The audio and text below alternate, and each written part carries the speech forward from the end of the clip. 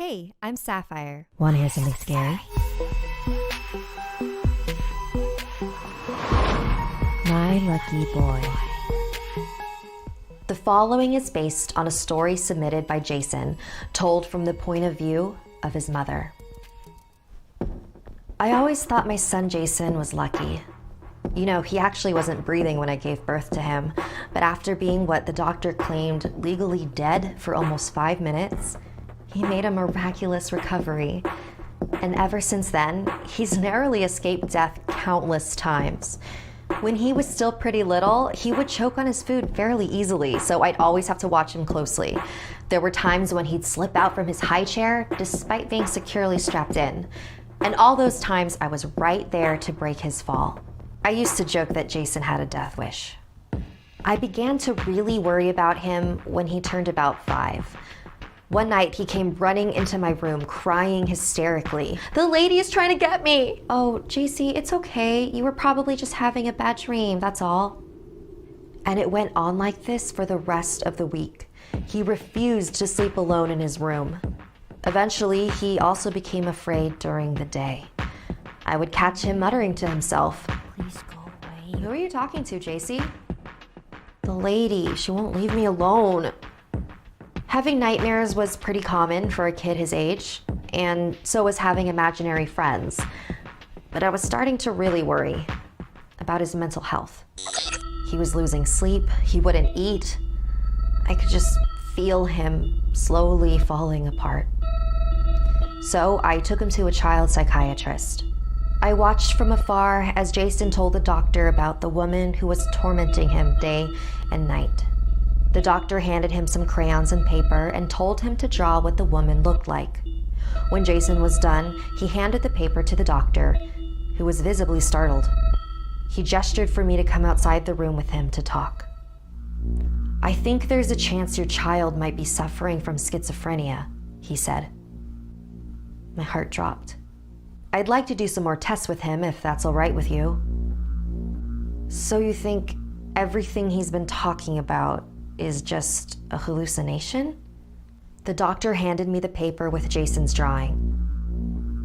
I too was startled. My son had drawn what appeared to be a tall, thin woman with no eyes and blood dripping down from the top of her head. Her lips were completely torn off, exposing her rotting and chipped teeth. If this is who he saw every day, no wonder he was so horrified.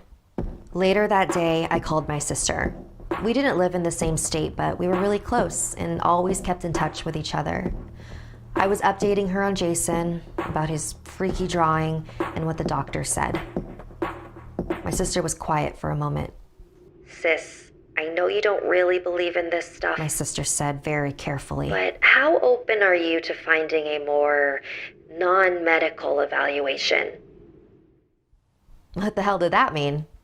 She then proceeded to give me the phone number of a woman named Lana and told me to set an appointment with her as soon as possible. So that weekend, I brought Jason with me to see my sister's psychic. She was right. I didn't really believe in this sort of thing, but my sister offered to pay for the appointment, so I figured it wouldn't hurt just to see what this woman had to say. I was determined to get my son the help he needed. When we arrived at Lana's house, she greeted us at the door. She looked like she was in her 30s. Her suit was perfectly tailored to her body. Her black hair was flawlessly pulled back in a bun. She welcomed us into her home with a warm smile. I've never been to a psychic's house before, but Lana's place didn't look at all like what I was expecting it to look like. It was kind of normal. Very chic, actually. No crystal balls or animal parts in jars. Just clean, modern decor. She motioned for us to join her in the spotless living room. "You have a very lovely home," I blurted out. "Oh, thank you so much. There's just so much noise in my head that it helps to have a living space that doesn't add to the chaos." Lana looked into Jason's eyes. "And you must be Jason." She continued to stare deeply and curiously into his eyes, and the longer she stared, the more faded her smile became. "Have you ever had a near-death experience, Jason?" He shook his head, but I interjected. Funny you asked that. He's actually had several, from the moment he was born. What can I say? He's a lucky boy. But Lana's face made it clear that she did not agree with that statement. I usually try to break information delicately for my clients, but I think I need to be frank with you. When Jason died that first time, his soul was in another dimension, and while he was there, a woman found him and decided that she wanted him to be her son. Then, when Jason was resuscitated, she was left alone, and she's been trying to reunite with him ever since. This was not in any way what I had expected to hear. My sister had once told me the theory that when people have a near-death experience, they gain contact with the spirit world. But I didn't think that was true. Okay, so how do we get rid of her? How do we stop her from terrorizing my son? Lana shrugged. You already know what she wants. We left shortly after that. I texted my sister that she wasted her money on a fraud. I decided that we were going to continue the evaluation with the child psychiatrist and go about this the right way. Later that night, Jason asked to sleep in the bed with me, like usual. But in the middle of the night, I woke up to a tapping on my shoulder. Jason was standing by the bed, looking down on me. His face was incredibly calm. JC, is everything okay? I just wanted to say goodbye, Mommy. Goodbye? Where are you going? With new Mommy. He gestured behind him, and for the first time, I saw her.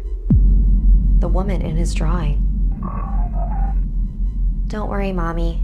I'm not scared anymore. The woman held out her hand, and Jason walked over to her. I lunged out of bed and tried to grab him, but just as I reached him, he was gone. Just like that. I was a wreck. But after the reality of what had just happened sank in, I oddly felt relieved to know that he was no longer scared or suffering. I just wish I could have saved him. Just one more time.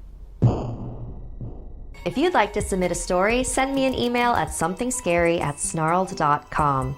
Like and share this video if it gave you the chills. And don't forget to subscribe to Snarled and turn on the bell for notifications. And if you dare, follow me on social media. Until next time, sweet dreams.